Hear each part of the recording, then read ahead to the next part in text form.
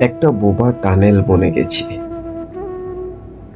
হৃৎপিণ্ড চলছে বটে, তবে সেখানে যেন কোনো প্রাণ নেই।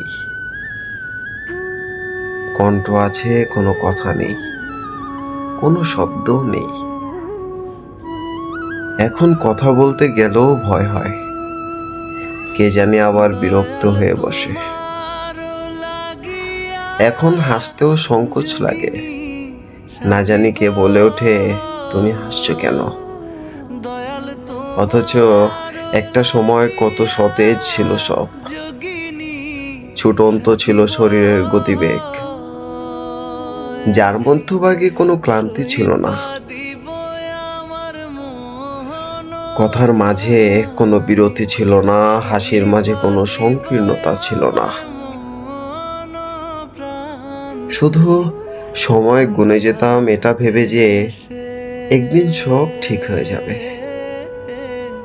সব হিসাব মিটিয়ে যাবে, সব ঋণ চুকে যাবে। কিন্তু হলো না, কিছুই হয়নি। সবকিছু যেন না হওয়ারই ছিল।